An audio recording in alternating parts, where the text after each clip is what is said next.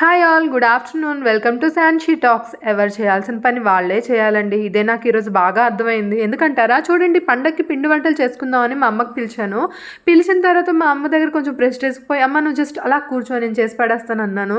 తీరా మనకి చేగొడాలకి ముద్ద కలిపేటప్పుడు ఉప్పు సరిపోతే కారం చాలదు, కారం సరిపోతే ఉప్పు చాలదు. ఇదేదో కొంత బీపీ టెస్ట్లా ఉందమ్మా, మన వల్ల కాదు, నువ్వే చేసుకొని అమ్మకి ఇచ్చేసాను. అమ్మ అన్నది, అప్పటికి నేను చెప్పాను కదా చేసి పెడతానని. మనం వింటామేంటి, ప్రెస్టేజ్కి పోయాం. సో ఏంటమ్మా చేగొడలు తెల్లగా ఉన్నాయనంటే ఇందులో పచ్చిమిరపకాయలు వేసిందంట. టేస్ట్ ఎలా ఉందంటారా, సూపర్ క్రిస్పీ అండ్ క్రంచీగా ఉన్నాయి. టేస్ట్ సూపర్ ఉన్నాయి. అండ్ అలాగే అమ్మ నాకు ఇష్టమైన పాకుండలు చేసిందండి. వీటి కోసం దెబ్బలు కాయని టైం అంటూ లేదు. ఎప్పుడు చేసినా సరే నేను దెబ్బలు కాసేదాన్ని చిన్నప్పుడు. ఎందుకంటే మా ఇంట్లో అందరికంటే బాగా తిండిపోతు నేనే. సో అమ్మ ఎవరికి ఇవ్వాలని దాచినా సరే నేను వెతికి వెతికి తినేసేదాన్ని. మా అమ్మ అవి చూసి, ఏమే పక్కింటోళ్ళకి ఎదిరింటోళ్ళకి ఇవ్వాలి కదా, పండుగ వస్తుంది, మొత్తం నువ్వే తినేస్తే ఎలా అని చెప్పి మొట్టికాయలు వేసేది.